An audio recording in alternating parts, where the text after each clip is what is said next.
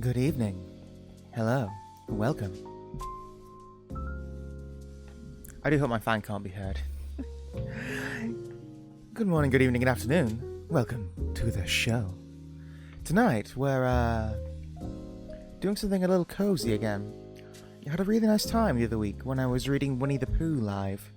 And, it was a very charming book, and I just wanted to have another shot at it.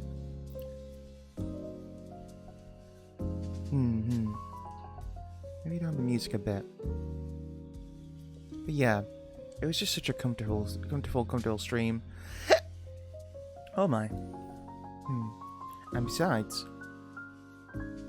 because no one's gonna be here, I can say whatever I want. Penis. Not that I wouldn't say that anyway, but I can. And now no one can judge me for it, because no one's here.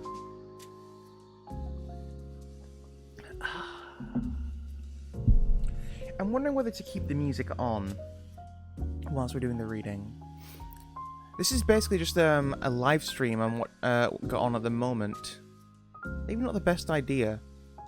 Maybe I should switch to an actual, like a normal playlist instead. You know what, yeah, let's do that. It'll probably be easier on the connection. Yeah. Easier on the old bandwidth, you know what I'm saying? Let's have this on, though. Hopefully, it's copyright free. A lot of this stuff generally is.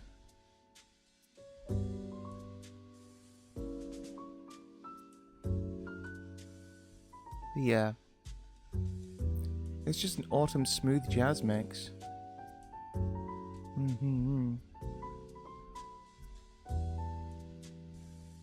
Yeah. Anyway. You know what? Before we do anything, let's just have a little chat for a moment. Yeah. I gotta say, I've been extremely stressed out lately. There's been an assortment of things going on in my life right now. Ugh. It's just gotten to me. So, yeah, maybe that's why I'm doing this, because I just want to have some cozy vibes for a change.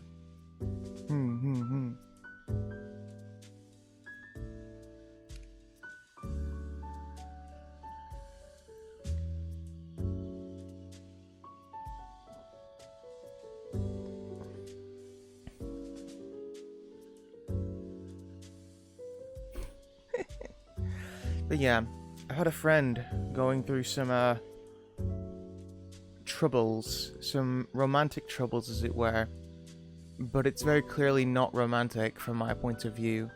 Maybe that's oversimplifying things, but it's one of those things where it's someone who you know clearly what they need to do to help themselves, but they just won't do it no matter what you say. It's frustrating and it's disappointing in that person, you know? You can very clearly see what you need to do, but alas, it just doesn't work out. Right.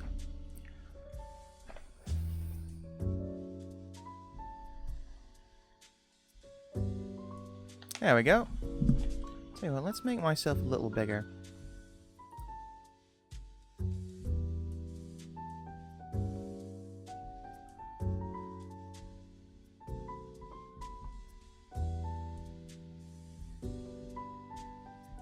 There we go.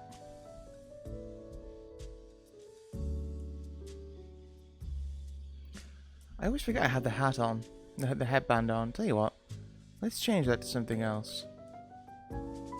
Yeah. What's a cozy item?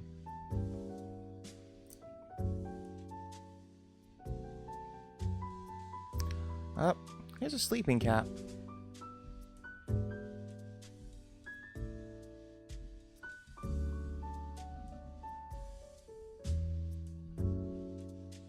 There we go.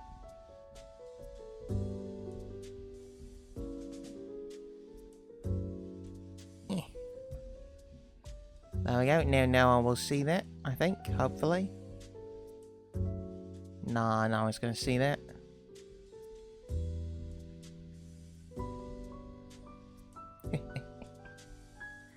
Dog. Excellent. Wonderful even. Fantastical perhaps.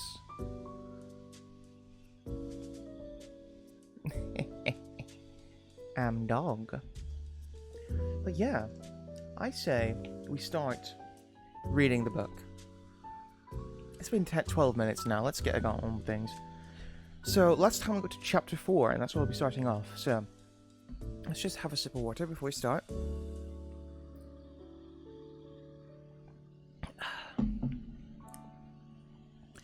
Chapter 4, in which Eeyore loses a tail and Pooh finds one. The old grey donkey Eeyore stood by himself in a thistly corner of the forest, his front feet well apart, his head on one side, and thought about some things. Sometimes he thought sadly to himself, "Why?" And sometimes he thought, "Wherefore?" And sometimes he thought, "Inasmuch as which?" And sometimes he didn't quite know what he was thinking about. So when Winnie the Pooh came stumping along, Eeyore was very glad to be able to stop thinking for a little in order to say, "How do you do?" in a gloomy manner to him. Classic Eeyore. I'm gonna turn the headphones down on my end. Yeah.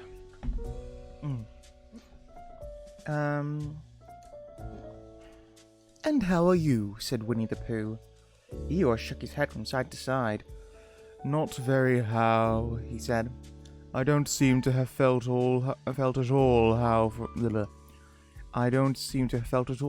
for a long time." "Oh dear, dear," said Pooh. "I'm sorry about that. Let's have a look at you." So Eeyore stood there, gazing sadly at the ground, and Winnie the Pooh walked all around him once. "Why, what happened to your tail?" he said in surprise. "What has happened to it?" said Eeyore. "It isn't there." "Are you sure?" "Well, either a tail is there or it isn't there. You can make a mistake about it, and yours isn't there." "Then what is?" "Nothing." "Let's have a look," said Eeyore, and he turned slowly round to the place where his tail had been a little while ago. And then, finding that he couldn't catch it up, he turned round the other way until he came back to where he was at first, and then he put his head down and looked between his front legs, and at last he said, with a long, sad sigh, "I believe you're right." "Of course I'm right," said Pooh. "That accounts for a good deal," said Eeyore gloomily. "It explains everything. No wonder." "You must have left it somewhere," said Winnie the Pooh. "Somebody must have taken it," said Eeyore. "How like them," he added, after a long silence. Pooh felt he ought to say something helpful about it, but he didn't quite know what. So he decided to do something helpful instead. "Eeyore," he said solemnly, "I, Winnie the Pooh, will find your tail for you." "Thank you, Pooh," answered Eeyore. "You're a real friend," said he. "Not like some," he said. So Winnie the Pooh went off to find Eeyore's tail. It was a fine spring morning in the forest as he started out.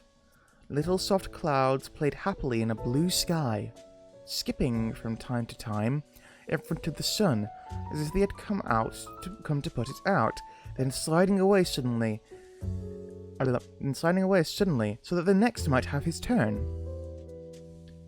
Through them and between them, the sun shone bravely, and a copse, which had worn its furs all the year round, seemed old and dowdy now beside the new green lace, which the beeches had put on so prettily. I have a bummed up nose, I think. Okay. Though the cops and Spinny marched bare... No, oh, sorry. I need to read more carefully. Through the copse and Spinny marched bare. Down open slopes of gorse and heather, over rocky beds of streams, up steep banks of sandstone, into the heather again. And so, at last, tired and hungry, to the 100-acre wood. For it was in the 100-acre wood that Owl lived. And if anyone knows anything about anything, said Bear to himself, it's Owl. Who knows something about something, he said. Or my name's not Winnie the Pooh, he said.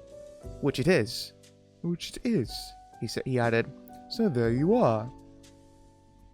Owl lived at the Chestnuts, an old-world residence of great charm, which was grander than anybody else's, or seemed so to Bear, because it had both a knocker and a pull bell. Underneath the knocker, there was a notice which said, "Please ring if an answer is required." Underneath the bell pull, there was a notice which said, "Please knock if an answer is not required." These notices have been written by Christopher Robin, who was the only one in the forest who could spell. For Owl, wise though he was in many ways, able to read and write and spell his own name. What? Oh yeah. Able to read and write and spell his own name, W-O-L, yet somehow went to alter pieces to over delicate words like measles and buttered toast. I don't really understand what W-O-L means. Winnie the Pooh read the two notices very carefully. First from left to right, and afterwards, in case he had missed some of it, from right to left. Then, to make quite sure, he knocked and pulled the knocker, and he pulled and knocked the bell rope, and he called out in a very loud voice, "Owl! I require an answer. It's Bear speaking." And the door opened, and Owl looked out. "Hello, Pooh," he said. "How's things?" "Terrible and sad," said Pooh, "because Eeyore, who is a friend of mine, has lost his tail, and he's moping about it. So could you very kindly tell him how to find it for him?" "Well," said Owl, "the customary procedure in such cases is as follows." "What does crustimony proceed cake mean?" said Pooh. "For I am a bear of very little brain, and long words bother me." "It means the thing to do." "As long as it meant that, I don't mind," said Pooh humbly. "The thing to do is as follows. First, issue a reward. Then..." "Just a moment," said Pooh, holding up his paw. "What do we do to this? What are you saying? You sneezed just as you were going to tell me." "I didn't sneeze." "Yes, you did, Owl." "Excuse me, Pooh, I didn't. You can't sneeze without knowing it." "Well, you can't know it without something having been sneezed." "What I said was, first issue a reward." "You're doing it again," said Pooh sadly. "A reward," said Owl very loudly. "We write a notice to say that we will give a large something to anybody who finds Eeyore's tail." "Oh, I see, said Pooh, nodding his head. "Talking about large somethings," he went on dreamily, "I generally have a small something about this time in the morning." And he looked wistfully at the cupboard in the corner of Owl's parlour, just a mouthful of condensed milk or what-not, with perhaps a lick of honey. "Well then," said Owl, "we write out this notice and we put it up all over the forest."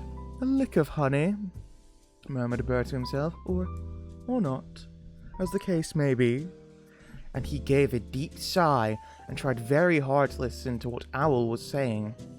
But Owl went on and on, using longer and longer words, until at last he came back to where he started, and he explained that the person to write out this notice was Christopher Robin. It was he who wrote the ones on my front door for me. Did you see them, Pooh? Let me change the page. Oh. Yeah, okay.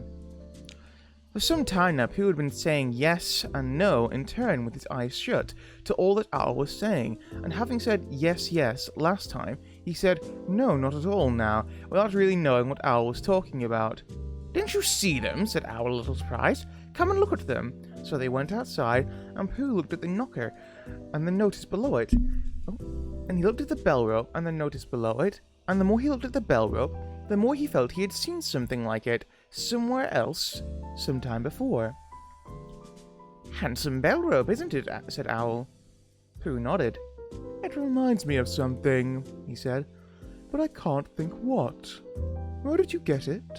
I just came across it in the forest. It was hanging over a bush, and I thought at first somebody lived there, so I rang it, and nothing happened. And then I rang it again, very loudly, and it came off in my hand. And as nobody seemed to want it, I took it home and...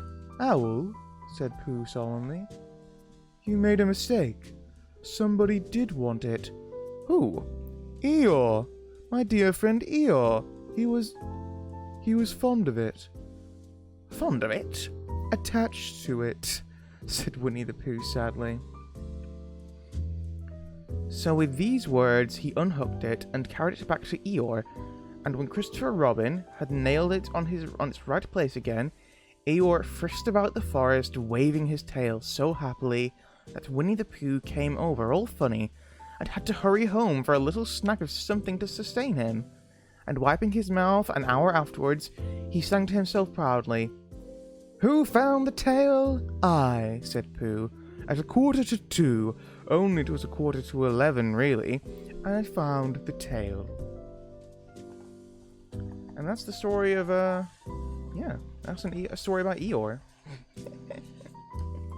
Yeah, that was the story in which Eeyore loses a tail and Pooh finds one. You see, Pooh actually found a story as well, so it's a double meaning of tail. Righto. 1 second, I'm going to blow my nose for a moment. Because my nose is being bad. 1 second, Aru.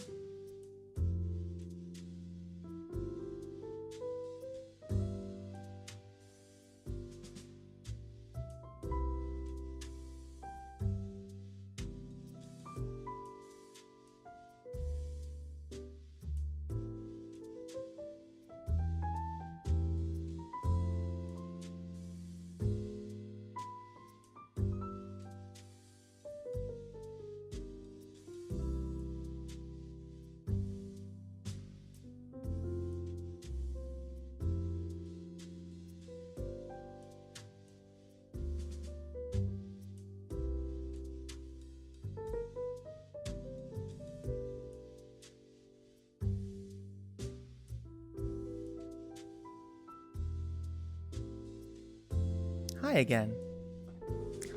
Hi. Right. I'm wondering okay, so you can't see them on stream, but I wear glasses, and I'm wondering if they might be too small for me, because my nose always feels a tad constrained when I'm wearing them. But I don't know. I'll have to see.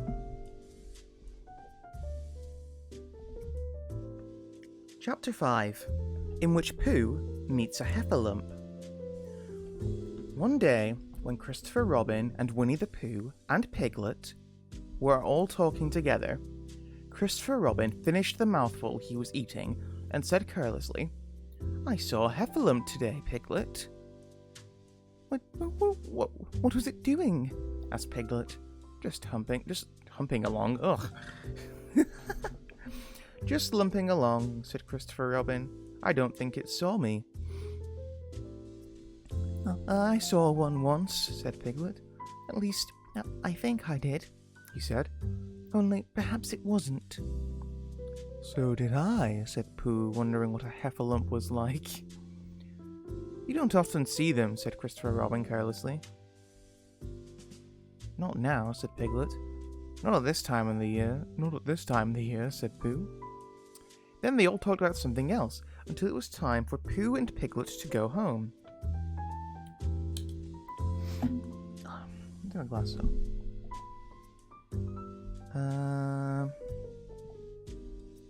Now Piglet to go home together. At first, as they stumped along the path which edged the 100-acre wood, they didn't say much to each other.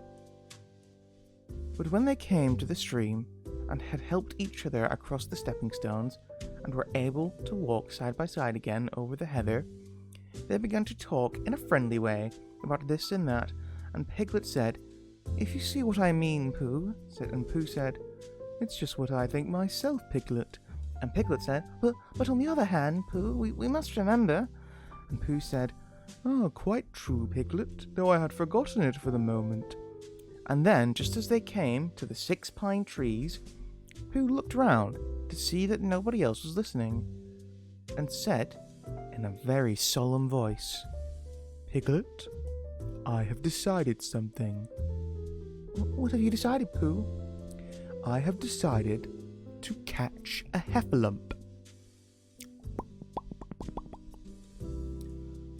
Pooh nodded his head several times as he said this, and waited for Piglet to say, "How?" or "Pooh, you couldn't," or something helpful of that sort, but Piglet said nothing.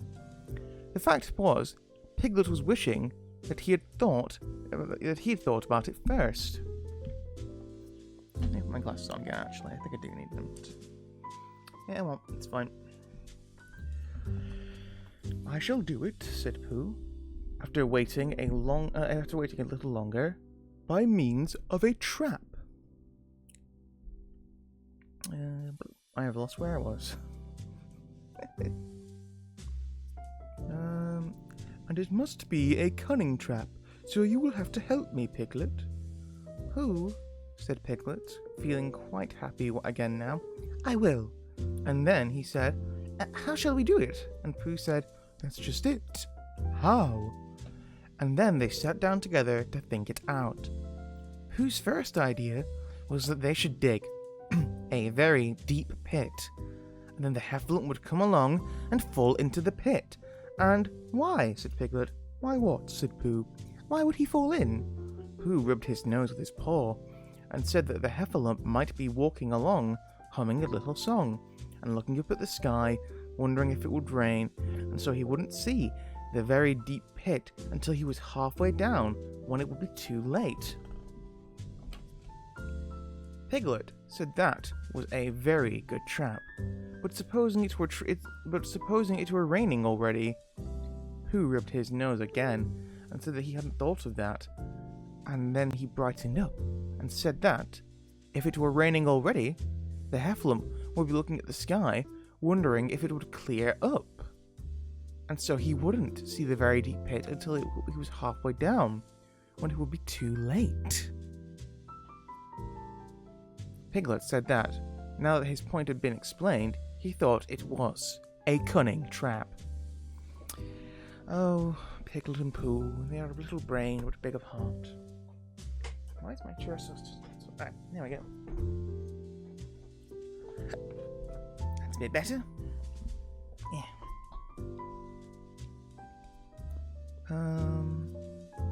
Yeah. Pooh was very proud when he heard this, and he felt that the heffalump was as good as caught already. But there was just one other thing which had to be thought about, and it was this: where should they dig the very deep pit? Piglet said the best place to be. Piglet said that the best place would be somewhere where a heffalump was, just before he fell into it, only about a foot further on. But then he would see us digging it, said Pooh. Not that he was looking at the sky. He would suspect, said Pooh, if he happened to look down. He thought for a long time, and then added sadly, "It isn't as easy as I thought. Suppose that's why heffalumps hardly ever get caught." "That must be it," said Piglet. They sighed and got up, and when they had taken a few coarse prickles out of themselves, they sat down again. And all the time Pooh was saying to himself, "If only I could think of something." For he felt sure that a very clever brain could catch a heffalump, if only he knew the right way to go about it. "Suppose," he said to Piglet, "you wanted to catch me. How would you do it?" "Well," said Piglet, "I should do it like this. I should make a trap, and I should put a jar of honey into the trap, and you would smell it, and you would go in after it, and I would go in after it," said Pooh excitedly, "only very carefully so as not to hurt myself, and I would get to the jar of honey, and I should lick round the edges first of all, pretending there wasn't any more, you know, and then I should walk away and think about it a little, and then I should come back and start licking in the middle of the jar, and then, never mind about that. There you would be, and then I should catch you. Now, first thing to think of is, what do heffalumps like? I should think acorns, shouldn't you? We'll get a lot of... I say, wake up, Pooh!" Pooh had gone into a happy dream, woke up with a start, and said that honey was much more trappy than the acorns. Even. Piglet didn't think so, and they were just going to argue about it when Piglet remembered that if they put acorns in the trap, he would have to find the acorns, but if they put honey, then Pooh would have to give up some of his own honey, so he said, "All right, honey then." Just as Pooh remembered it too, and was going to say, "All right, acorns." "Honey," said Piglet to himself in a thoughtful way, as if it were now settled. "I'll dig the pit while you go get the honey." "Very well," said Pooh, and he stumped off. They're not all super positive. They can be a bit grumpy and mean to each other, can't they? As soon as he got home, he went to the larder and he stood on a chair and took down a very large jar of honey from the top of the shelf. It had Hunny written on it. But just to make sure, he took off the paper cover and looked at it, and it looked just like honey.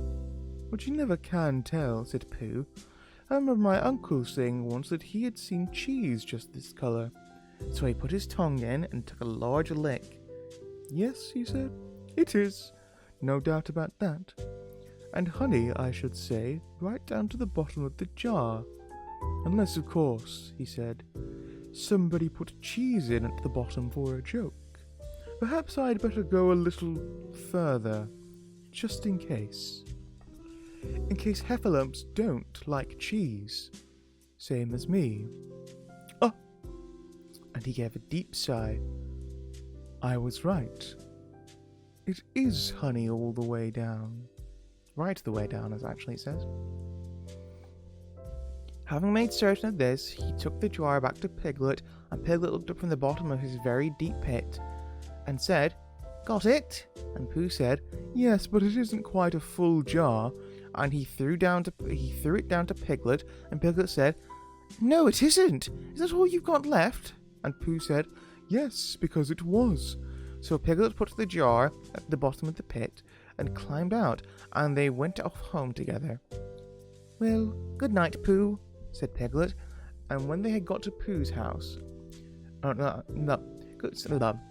Well, good night, Pooh, said Piglet when they had got to Pooh's house, and we meet at 6 o'clock tomorrow morning by the pine trees and see how many heffalumps we've caught in our trap. 6 o'clock, Piglet? Have you got any string? No, why do you want string? To lead them home with. Oh! I think heffalumps come if you whistle. Some do and some don't. You never can tell with heffalumps. Well, good night. Good night. And off Piglet trotted to his house, Trespassers W, while Pooh made his preparations for bed. Some hours later, just as the night was beginning to steal away, Pooh woke up, suddenly, with a sinking feeling. He had had that sinking feeling before, and he knew what it meant. He was hungry. So, he went to the larder, and he stood on a chair and reached up to the top of the shelf and found nothing. That's funny, he thought.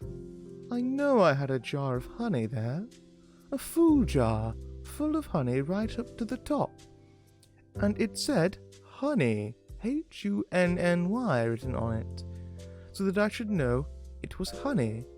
That's very funny. And then he began to wander up and down, wondering where it was, and murmuring a murmur to himself like this.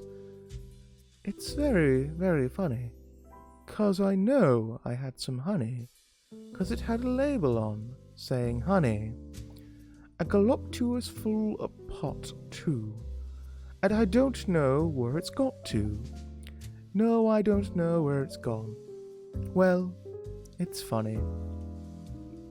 He had murmured this to himself 3 times in a singing sort of way, when suddenly he remembered. He had put it in the cunning trap to catch the heffalump. Bother, said Pooh. It all comes to trying to be kind to heffalumps. And he got back into bed, but he couldn't sleep. The more he tried to sleep, the more he couldn't get them. The more he tried to sleep, the more he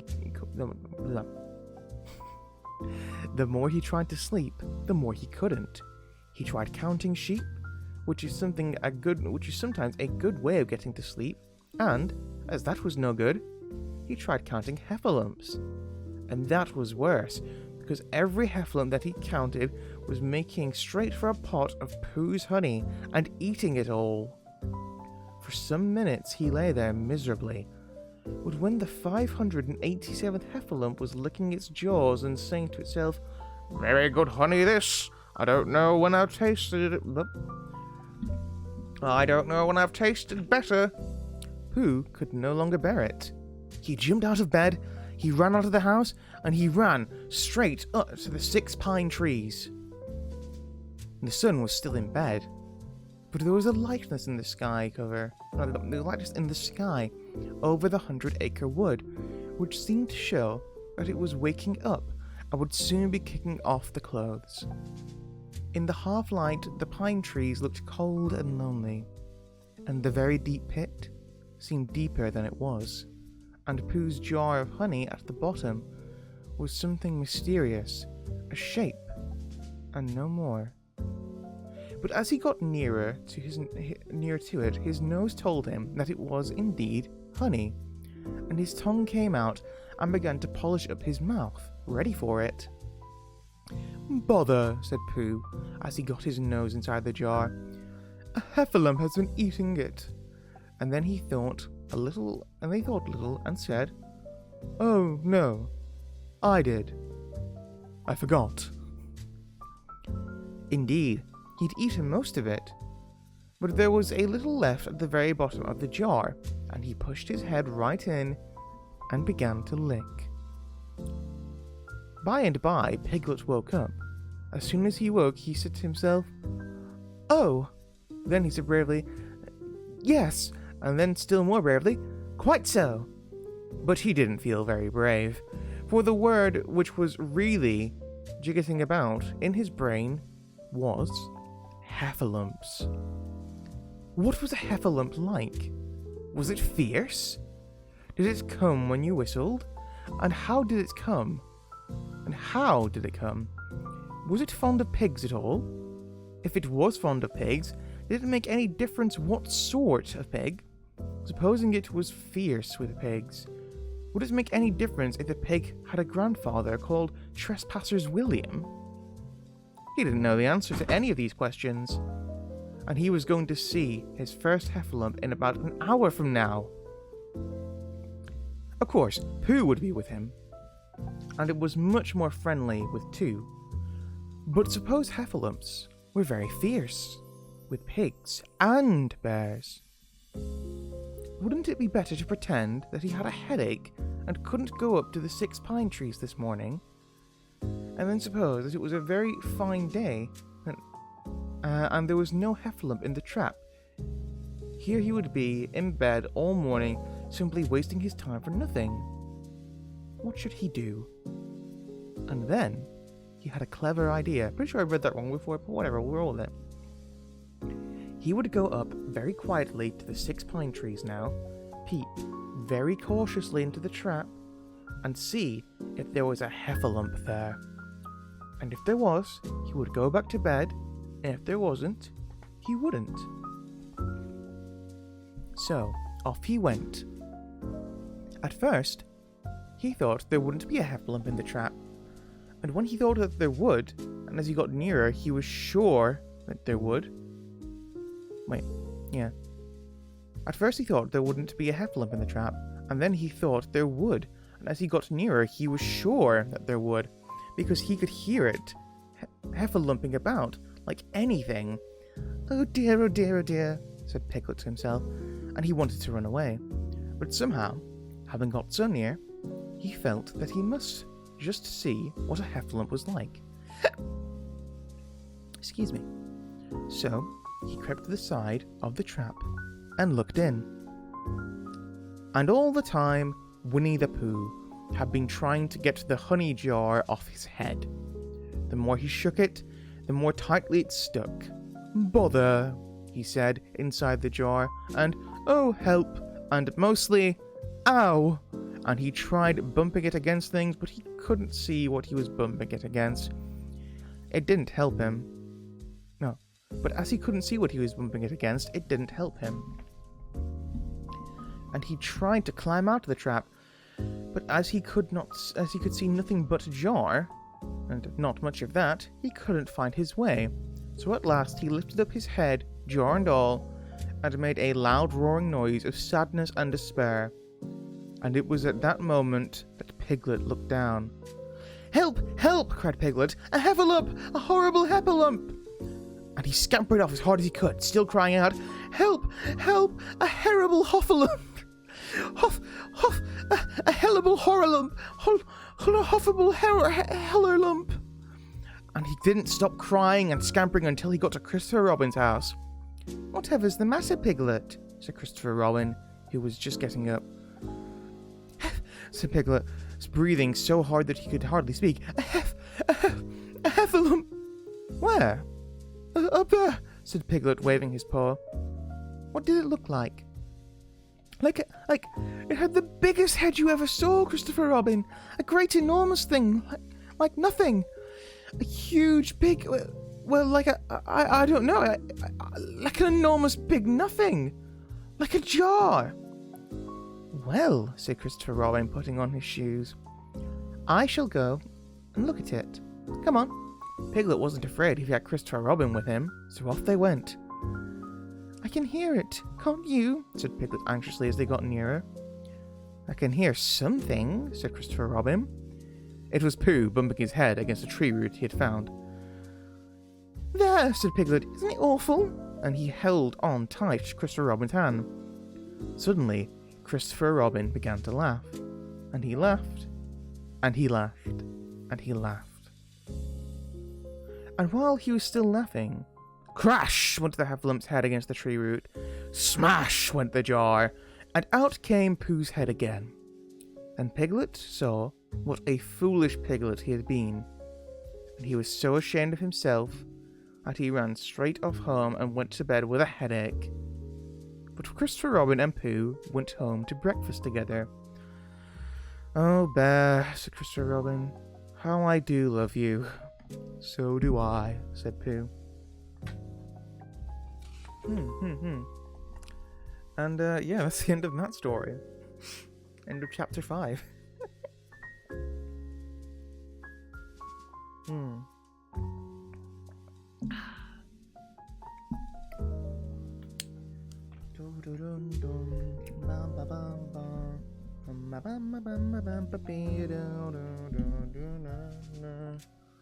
Oh, I should probably check if my messages are still working. Blah blah. There we go. Blue. Excellent. Everything's working fine and dandy. Lovely stuff. Lovely. Lovely. Isn't she lovely?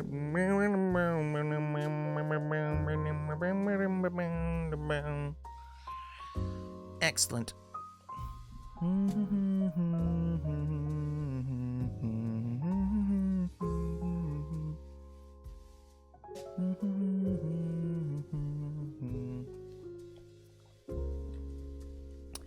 Righto, shall we move on to the next story? Chapter 6, in which Eeyore has a birthday and gets 2 presents. Eeyore, the old grey donkey, stood by the side of the stream and looked at himself in the water. "Pathetic," he said. "That's what it is. Pathetic." He turned and walked slowly down the stream for 20 yards, splashed across it, and walked slowly back on the other side. Then, he looked at himself in the water again. "As I thought," he said. "No better from this side. But nobody minds. Nobody cares. Pathetic. That's what it is." Yeah, I remember reading some of it a while ago. Eeyore's way more depressed in the books than any other material. He's such a cynic. And he's just a kind of a miserable git. There's a crackling noise in the bracken behind him, and out came Pooh. "Good morning, Eeyore," said Pooh. "Good morning, Pooh Bear," said Eeyore gloomily. "If it is a good morning," he said. "Which I doubt," said he. "Why, what's the matter?" "Nothing, Pooh Bear, nothing. We can't all, and some of us don't." Oh my. "That's all there is to it." "Can't all what?" said Pooh, rubbing his nose. "Gaiety, song and dance, here we go round the mulberry bush." "Oh," said Pooh. He thought for a long time, then asked, "What mulberry bush is that?" "Bonhomie," went on Eeyore gloomily. "French word meaning bonhomie," he explained. "I'm not complaining, but there it is." Pooh sat down on a large stone and tried to think this out. It sounded, to him, like a riddle. And he was never much good at riddles, being a bear of very little brain. So, he sang Cottlestone Pie instead. "Cottlestone, Cottlestone, Cottlestone Pie. A fly can't bird, but a bird can fly. Ask me a riddle and I reply. Cottlestone, Cottlestone, Cottlestone Pie." That was the first verse. When he finished it, Eeyore didn't actually say that he didn't like it, so Pooh very kindly sang the second verse to him. "Cottlestone, Cottlestone, Cottlestone Pie. A fish can't whistle, and neither can I. Ask me a riddle, and I reply. Cottlestone, Cottlestone, Cottlestone Pie."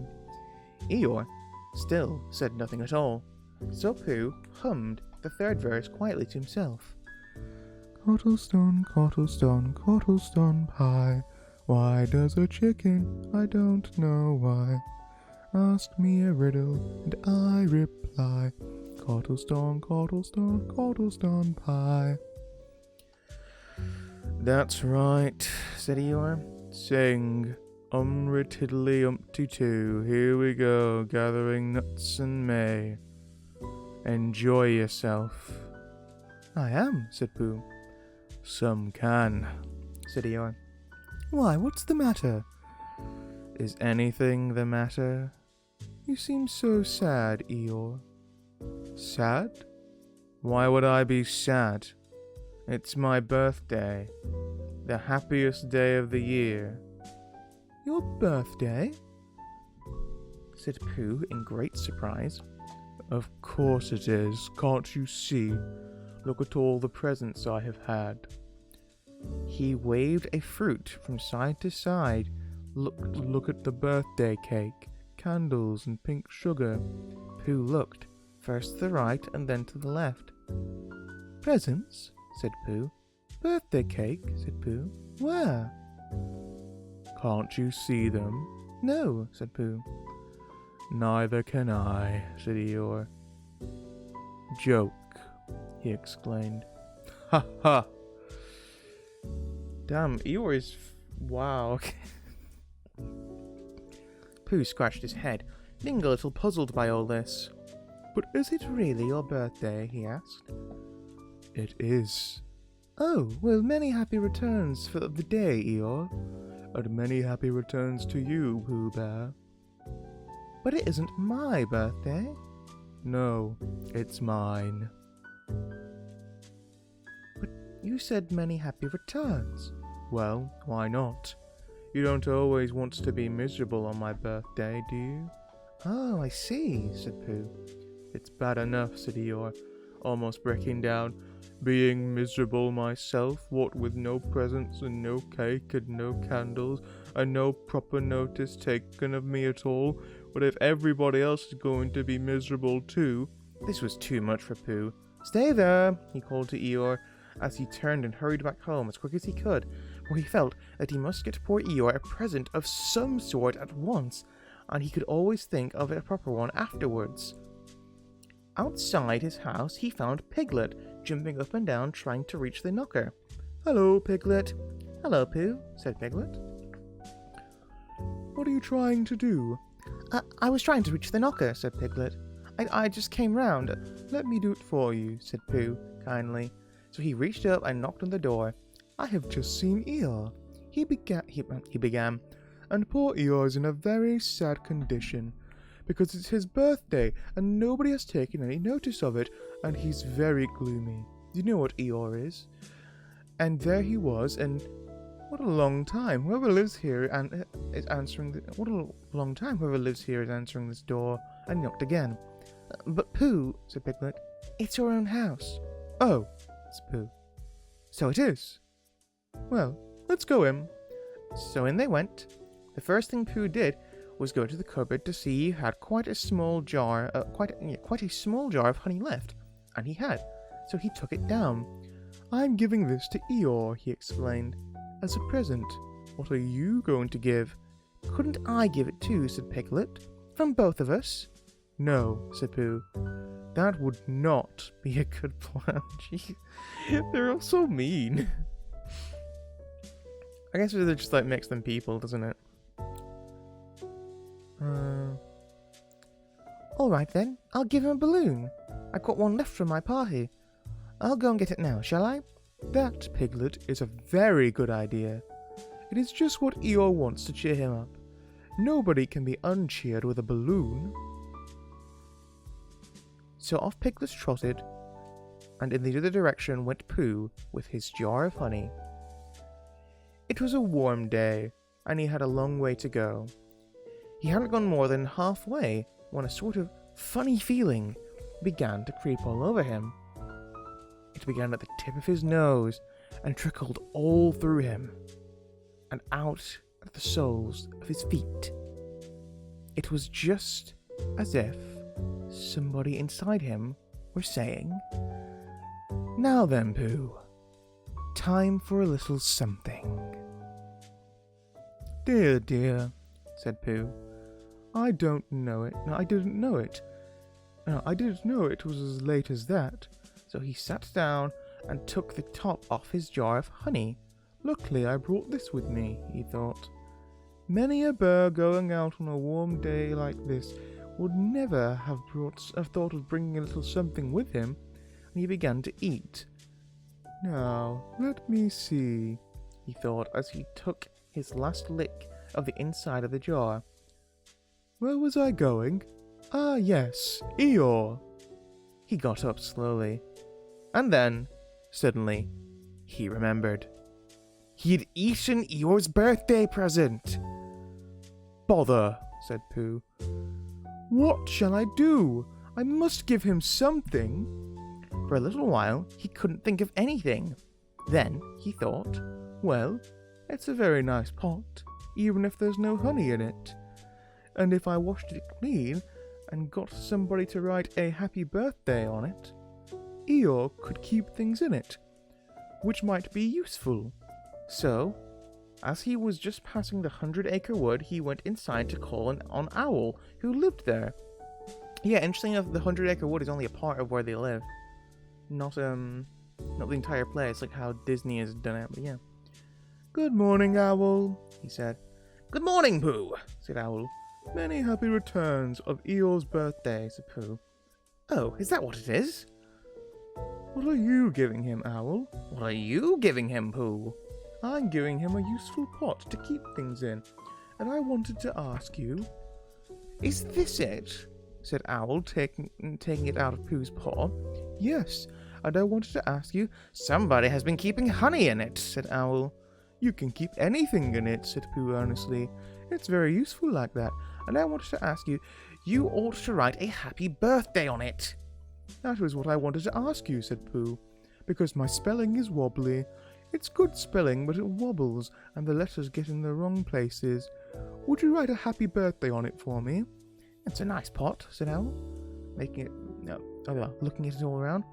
Couldn't I give it too, from both of us? No, said Pooh. That would not be a good plan. Now, I'll just wash it first, and then you can write on it. Well, he washed the pot out and dried it, while Owl licked the end of his pencil and wondered how to spell birthday. Can you read, Pooh? He asked a little anxiously. There's a notice about knocking and ringing outside my door, which Christopher Robin wrote. Could you read it? Christopher Robin told me what it said, and then I could. Well, I'll tell you what this says, and then you'll be able to. So Owl wrote, and this is what he wrote. Hippie happy Bithday.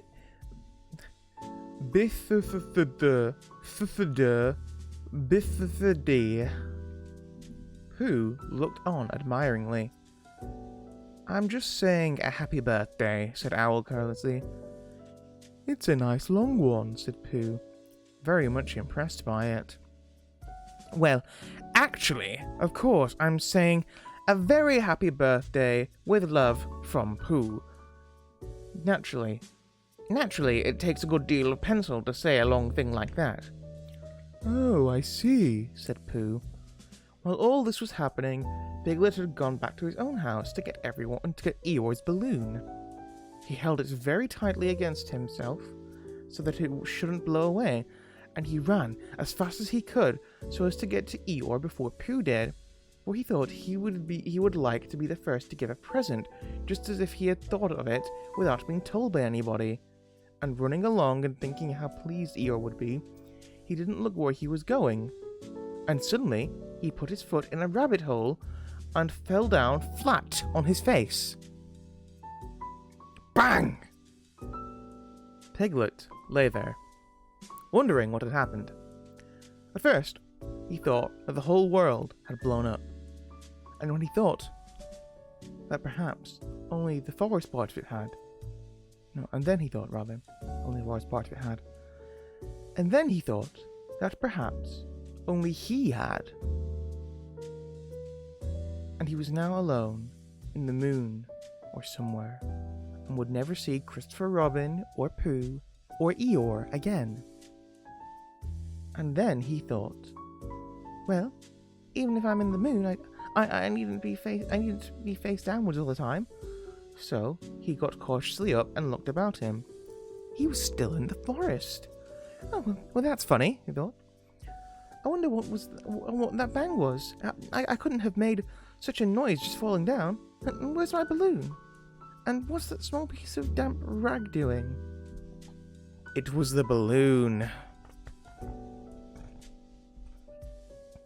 Oh dear, said Piglet. Oh dearie dear. Well, it's too late now. I can't go back. I haven't another balloon, and perhaps Eeyore doesn't like balloons so very much. So he trotted on, rather sadly now, and down he came to the side of the stream where Eeyore was, and called out to him. Good morning, Eeyore, shouted Piglet. Good morning, little Piglet, said Eeyore. If it is a good morning, he said. Which I doubt, said he. Not that it matters, said he. Or he said, rather. Many happy returns of the day, said Piglet. Having now got closer, Eeyore stopped looking at himself in the stream and turned to stare at Piglet. Just say that again, he said. Wait a moment. Balancing on 3 legs, he began to bring his 4th leg very cautiously up to his ear. I did this yesterday, he explained as he fell down for the 3rd time. It's quite easy. It's so I can hear better. There. That's done it. Now then, what were you saying? He pulled his ear forward with his hoof. Many happy returns to the day, said Piglet. Meaning me? Of course, Eeyore.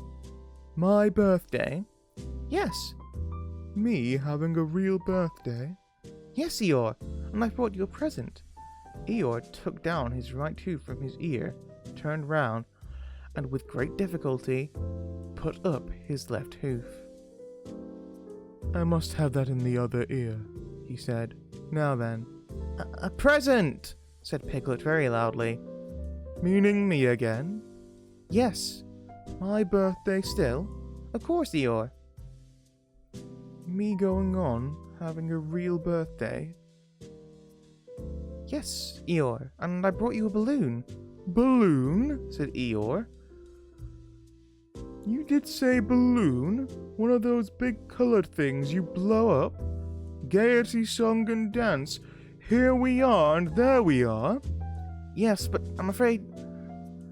I'm very sorry, Eeyore, that when I was running along to find you, I fell down. Dear, how unlucky. You ran too fast, I expect. You didn't hurt yourself, little Piglet. No, but Eeyore, I burst the balloon. There was a very long silence. My balloon? Said Eeyore at last. Piglet nodded. My birthday balloon? Yes, Eeyore, said Piglet, sniffling a little. Here it is, with many happy returns of the day. And he gave Eeyore the small piece of damp rag. Is this it? Said Eeyore, a little surprised. Piglet nodded. My present? Piglet nodded again. The balloon? Yes. Thank you, Piglet, said Eeyore. You don't mind my asking. He went on. But what colour was this balloon when it was a balloon? Red. I just wondered. Red, he murmured to himself. My favourite colour. How big was it? About as big as me? I just wondered. About as big as Piglet, he said to himself sadly. My favourite size. Well. Piglet felt very miserable and didn't know what to say. He was still opening his mouth to begin something, and then, deciding that it wasn't any good saying that, when he heard a shout from the other side of the river. and there was Pooh. Many happy returns of the day, called out Pooh, forgetting he had said it already. Thank you, Pooh. I'm having them, said Eeyore gloomily. I brought you a little present, said Pooh excitedly. I've had it, said Eeyore. Pooh had now splashed across the stream to Eeyore, and Piglet was sitting a little way off, his head in his paws, snuffling it to himself. It's a useful pot, said Pooh. Here it is, and it's got a very happy birthday with love from Pooh written on it. That's what all that writing is, and it's for putting things in. There. When Eeyore saw the pot, he became quite excited. Why, he said, I believe my balloon will just go into this pot. Oh no, Eeyore, said Pooh. Balloons are much too big to go into pots. What you do with a balloon is you hold the balloon. Not mine, said Eeyore proudly. Look, Piglet. And as Piglet looked sorrowfully round, Eeyore picked the balloon up with his teeth and placed it carefully in the pot. Picked it out and put it on the ground, and then picked it up again and put it carefully back. So it does, said Pooh. It does go in. So it does, said Piglet. And it comes out. Doesn't it, said Eeyore. It goes in and out like anything. I'm very glad, said Piglet happily. That I thought of giving you something to put in a useful pot. But Eeyore wasn't listening. He was taking the balloon out and putting it back again, as happy as could be. Didn't I give him anything? Said as happy as could be. And didn't I give him anything? Asked Christopher Robin sadly. Of course you did, I said. You gave him, don't you remember, I gave him a box of paints to brush things with. That was it. Why didn't I give it to him in the morning? He was so busy getting his party ready for him. He had a cake with icing on top, and 3 candles, and his name in pink sugar. And yes, I remember, said Christopher Robin. Yeah, I didn't realize that initially, that it goes into these little things where it's actually A.A. Milne talking to his son Christopher. Or rather, a narrator talking to his son Christopher Robin, telling him all these stories about him and his like toys and teddies and stuff. Yeah.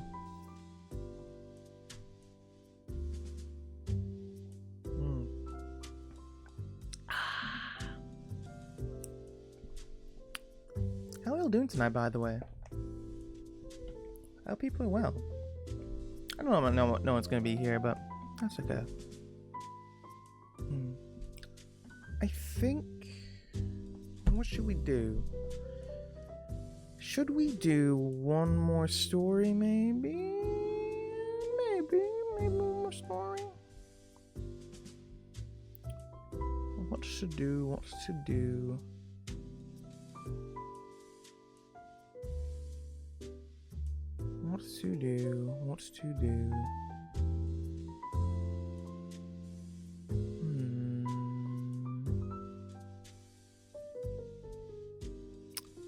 Should we carry on? We can do one more story, I think. Or maybe 2 more. I don't know. I do have to get up early tomorrow. So,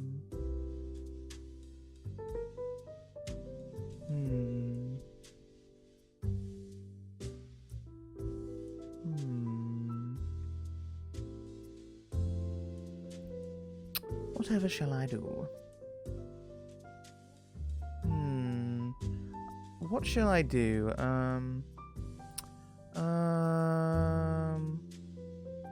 Right.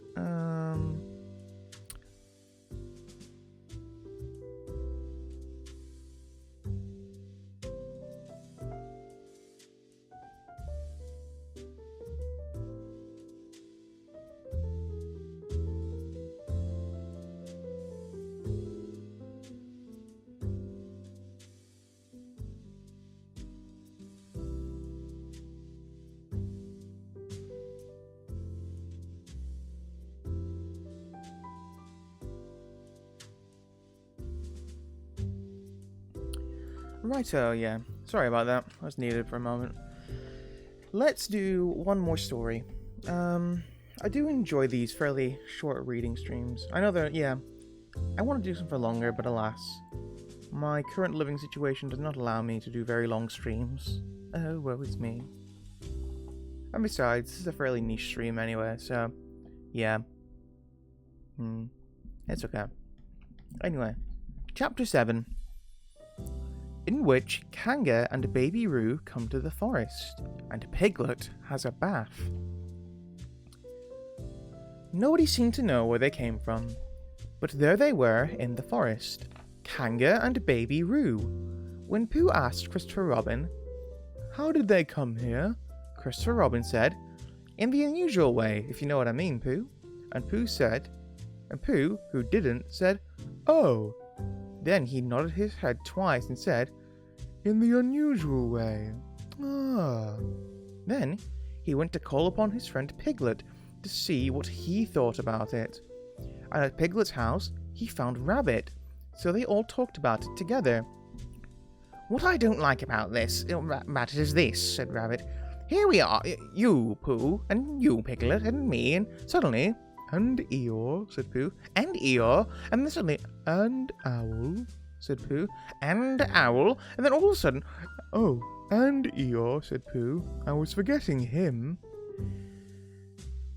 "Here we are," said Rabbit, very slowly and carefully.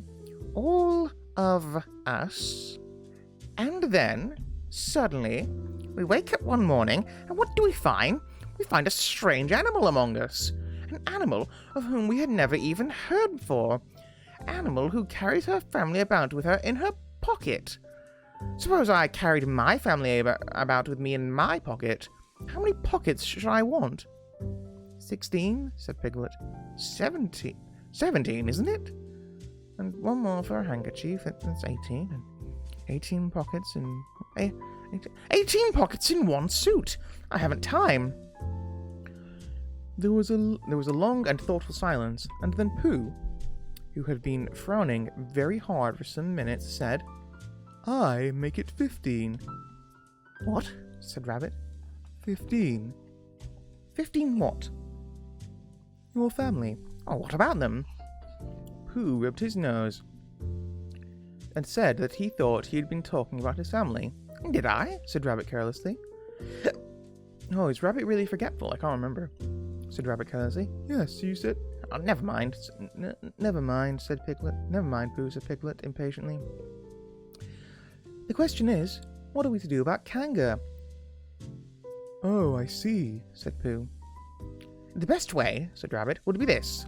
The best way would be to steal Baby Roo and hide him. And then when Kanga says, 'Where's Baby Roo?' we say, 'Aha!'" "Aha!" said Pooh, practicing. Aha! Aha! No, of course, he went on. We could say, aha! Even if we hadn't stolen Baby Roo. "Pooh," said Rabbit kindly, "you haven't any brain." "I know," said Pooh humbly. "We say, aha, so that Kanga knows that we know where Baby Roo is. Aha means, well, I'll tell you where Baby Roo is if you promise to go away from the forest and never come back. Now, don't talk while I think. Wow. I never realized Rabbit was such a xenophobe. Okay. Pooh went into a corner and tried saying, aha, in that sort of voice. Sometimes it seemed to him that it did mean what Rabbit said, and sometimes it seemed to him that it didn't. I suppose it's just practice, he thought. I wonder if Kanga will have to practice too, so as to understand it. There's just one thing, said Piglet, fidgeting a bit. I was talking to Christopher Robin, and he said Kanga was generally regarded as one of the fiercer animals. I'm not frightened of fierce animals in an ordinary way, but it is well known that one of the fiercer animals, if one of the fiercer animals is deprived of its young, it becomes as fierce as two of the fiercer animals, in which case, aha, is perhaps a foolish thing to say. Piglet, said Rabbit, taking out a pencil and licking the end of it, you haven't any pluck. "It is hard to be brave," said Piglet, sniffing slightly, "when you're only a very small animal." Rabbit, who had begun to write very busily, my nose is itchy, looked up and said, "It is because you are very small that you will be useful in the adventure before us." Piglet was so excited at the idea of being useful that he forgot to be frightened anymore, and when Rabbit went out to say that Kanga were only fierce during the winter months... And when Rabbit went on to say that Kanga were only fierce during the winter months, being at other times of an affectionate disposition, he could hardly sit still. He was so eager to begin being useful at once. "What about me?" said Pooh sadly. "I suppose I shan't be useful." "Never mind, Pooh." Wait, no, I thought that was Rabbit line. "Never mind, Pooh," said Piglet comfortingly. "Another time, perhaps." "Without Pooh," said Rabbit solemnly, and as he sharpened his pencil, "the adventure would be impossible." "Oh," said Piglet, and tried not to look disappointed. But Pooh went into a corner of the room and said proudly to himself, "Impossible without me. That sort of bear." "Now listen, all of you," said Rabbit when he finished writing, and Pooh and Piglet sat listening very eagerly with their mouths open. This was what Rabbit read out. A plan to capture Baby Roo. Number 1, general remarks. Kanga runs faster than any of us, even me. Number 2, more general remarks. Kanga never takes her eye off Baby Roo, except when he's safely buttoned up in her pocket. Number 3, therefore, if we are to capture Baby Roo, we must get a long start, because Kanga runs faster than any of us, even me, C1. Number 4, a thought. If Roo had jumped out of Kanga's pocket and Piglet had jumped in Kanga, Kanga wouldn't know the difference because Piglet is a very small animal. Number 5, like Roo. Number 6, but Kanga would have to be looking the other way first so as not to see Piglet jumping in. Number 7, C2. Number 8, another thought, but if Pooh was talking to her very excitedly, she might look the other way for a moment, and then I could run away with Roo. Number 10, quickly. Number 11, and Kanga wouldn't discover the difference until afterwards. Well, Rabbit read this out proudly, and for a little while after he had read it, nobody said anything. And then Piglet, who had been opening and shutting his mouth without making any noise, managed to say, very huskily, "And afterwards?"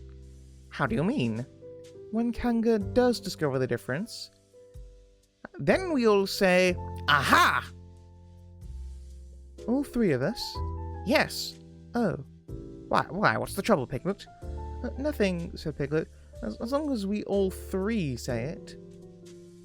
"As long as we all 3 say it," said Piglet. I don't mind," he said, "but I shouldn't care to say 'aha' by myself. I wouldn't sound nearly so well. By the way," he said, you are quite sure about what you said about the winter months?" "The winter months?" "Yes, only being fierce in the winter months. Oh, yes, that's all right. Well, Pooh, you see here what we have. You see what we have to do." "No," said Pooh Bear. "Not yet," he said. "What do I do?" "Well, you just have to talk very hard to Kanga, so she doesn't notice anything." "Oh, what about?" "Anything you like." "You mean like telling her a little bit of poetry or something?" "That's it," said Rabbit. "Splendid! Now, come along." So they all went out to look for Kanga. Kanga and Roo were spending a quiet afternoon in a sandy part of the forest. Baby Roo was practicing very small jumps in the sand, and falling down mouse holes and climbing out of them, and Kanga was fidgeting about and saying, "Just one more jump, dear, and then we must go home." And at that moment, who should come stumping up the hill but Pooh? "Good morning, Kanga." "Good morning, Pooh." "Look at me jumping!" squeaked Roo, and fell into another mouse hole. "Hello, Roo, my little fellow." We were just going home, said Kanga. Good afternoon, Rabbit. Good afternoon, Piglet. Rabbit and Piglet, who had now come up from the other side of the hill, said good afternoon. And hello, Roo. And Roo asked them to look at him. Jumping, and so they stayed and looked. And Kanga looked too. Oh, Kanga, said Pooh after the rabbit had winked at him twice. I don't know if you're interested in poetry at all. Hardly at all, said Kanga. Oh, said Pooh. Roo dear, just one more jump and then we must go home. There was a short silence while Roo fell down another mouse hole. Go on, said Rabbit in a loud whisper behind his paw. Talking of poetry, said Pooh, I made up a little piece as I was coming along. It went like this. Now let me see. Fancy, said Kanga. Now, Roo, dear, you'll like this piece of poetry, said Rabbit. You'll love it, said Piglet. You must listen very carefully, said Rabbit. So as not to miss any of it, said Piglet. Oh, yes, said Kanga, but she still looked at baby Roo. How did it go, Pooh? Said Rabbit. Pooh gave a little cough and began. Lines written by a bear, a very little brain. On Monday, when the sun is hot, I wonder to myself a lot. Now, is it true or is it not? That what is which and which is what? On Tuesday, when it hails and snows, the feeling on me grows and grows, and hardly anybody knows if those are these, or these are those. On Wednesday, when the sky is blue, I have nothing else to do. I sometimes wonder if it's true that who is what and what is who. On Thursday, when it starts to freeze, and hoarfrost twinkles on the trees, how very readily one sees that these are whose, but whose are these? On Friday, yes, it is, isn't it? Said Kanga, not waiting to hear what happened on Friday. Just one more jump, Roo dear, and then we really must be going. Rabbit gave Pooh a hurrying up sort of nod. Talking of poetry, said Pooh quickly, have you ever noticed that tree right over there? Where? Said Kanga. Now, Roo, right over there, said Pooh, pointing behind Kanga's back. No, said Kanga. Now, jump in, Roo dear, and we'll go home. You ought to look at the tree right over there. You ought to look at the tree right over there, said Rabbit. Shall I lift you in, Roo? And he picked up Roo in his paws. I can see a bird in it from here. Or is it a fish? You ought to see that bird from here, said Rabbit. Unless it's a fish. It isn't a fish, it's a bird, said Piglet. Oh, so it is, said Rabbit. Is it a starling or a blackbird, said Pooh. That's the whole question, said Rabbit. Is it a blackbird or a starling?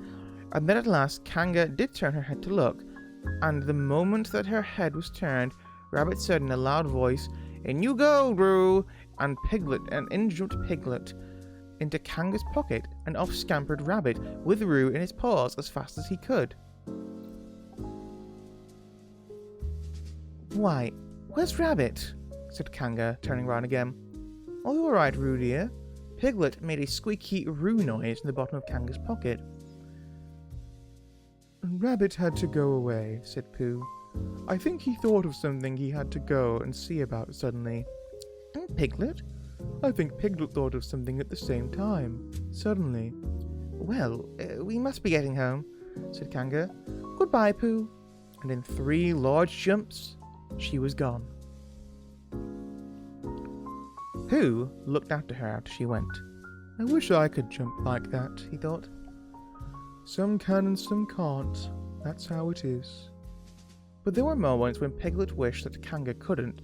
Often, when he had a long walk home through the forest, he'd wish that he were a bird. But now, He thought jerkily to himself at the bottom of Kanga's pocket, "If this is flying, I shall never really take to it."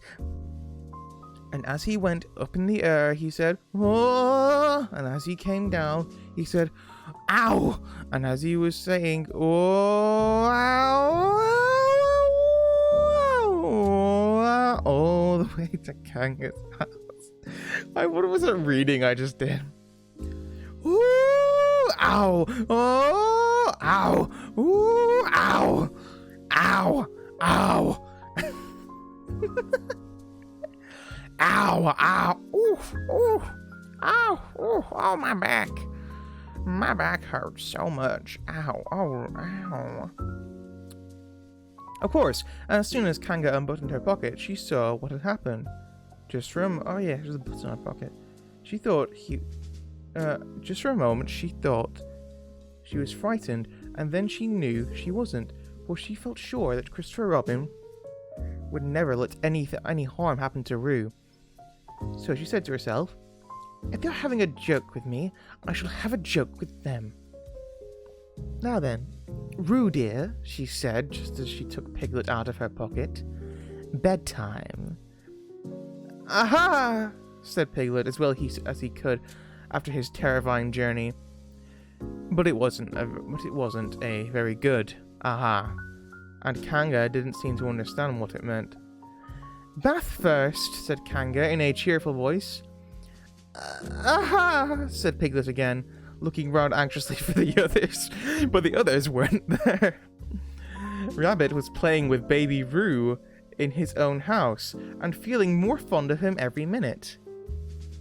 And Pooh, who had decided to be a Kanga, was still at the sandy place on top of the forest practicing jumps.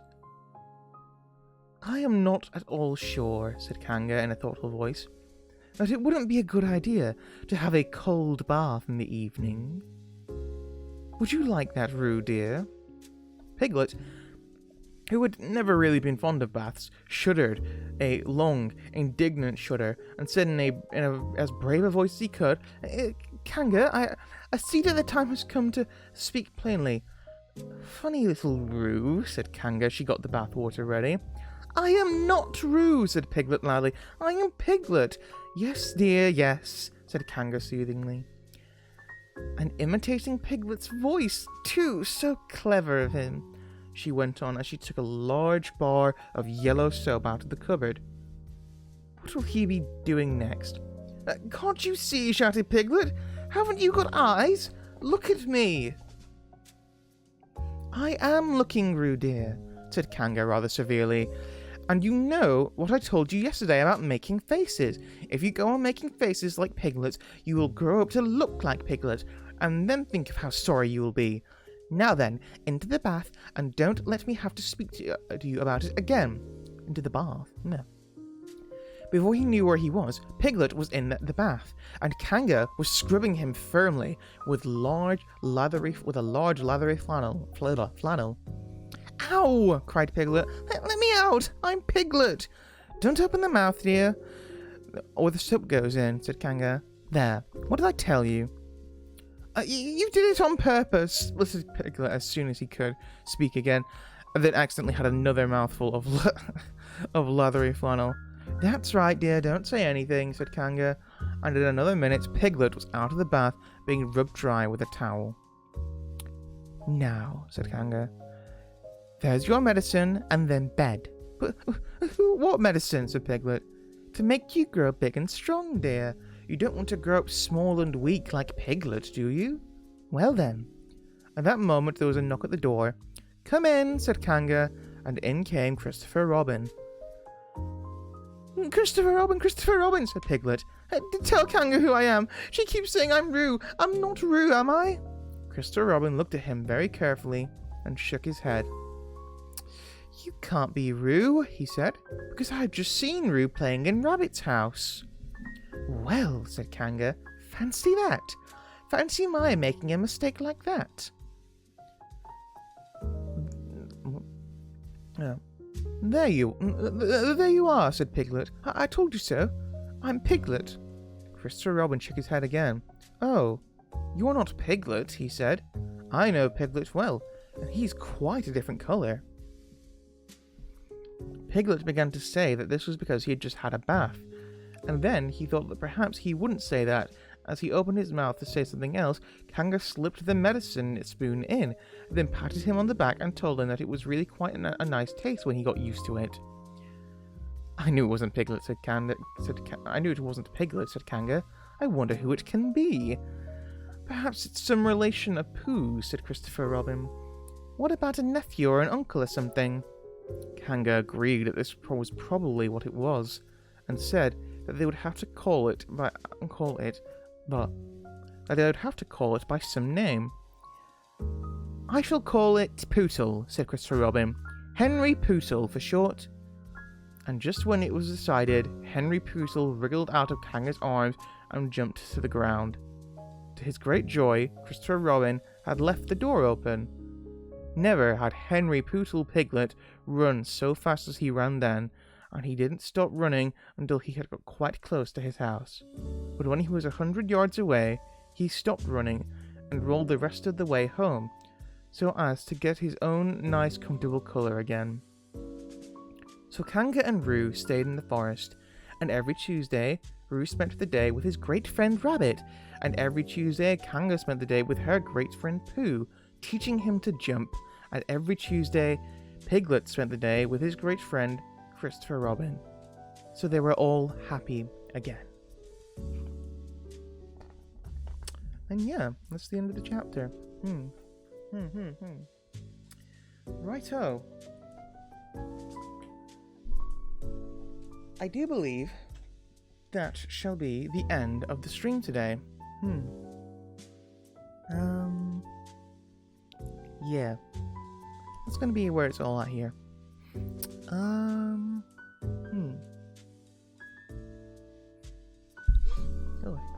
Yeah, I'd like to thank everyone for watching. If anyone's in chat. I don't know if anyone is. Probably not. That's okay, though. We're all just here, having a comfy time. I hope this stream won't get muted because of the music in the background. I don't think it's copywritten. I certainly hope not, at least.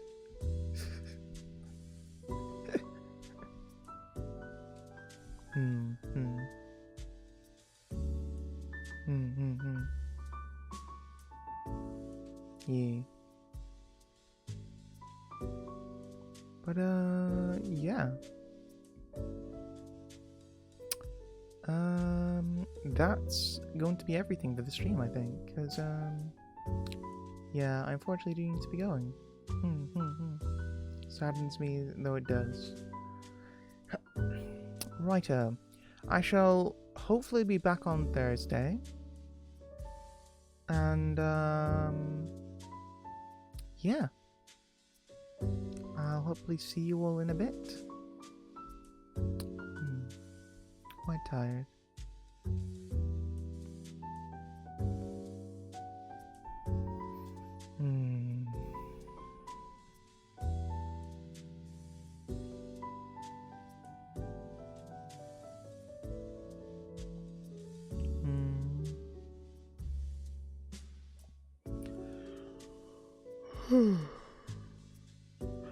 Good night, everyone. I hope you have a wonderful sleep. I hope you have wonderful dreams. I do want to keep reading more stories from Winnie the Pooh.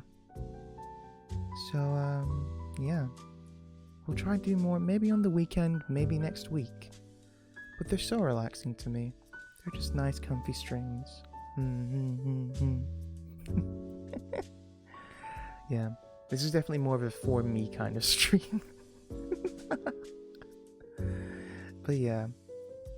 It's such a charming book, honestly. I'm honestly very surprised at how funny it is. And how watered down all the modern interpretations people know from the Disney version are. But yeah. It's a lovely book. It's a lovely, lovely book. And interestingly, that's introduced Kanga and Roo pretty early on. I always thought they were later editions, but no, I guess not. So yeah. Thank you so much for watching, everyone. I hope you have a wonderful rest of your day, rest of your afternoon, rest of your evening. Have a chill time. Be safe. Love yourself. Love your family. Love your pets. Unless you hate them. In which case, probably best not to hate someone. I've done it before. It kind of just destroys you inside. It's really not worth it. It kind of just makes you a worse person for it. Makes you someone you wouldn't ever want to be. Yeah. What am I talking about? Alright, let's break the mood. Something, but something. Have a good night, all. I'll be back on Thursday, maybe with Valhalla or Vagrant Story. Yeah, have a good one. Goodbye. Bye. Have a good night. Sweet dreams.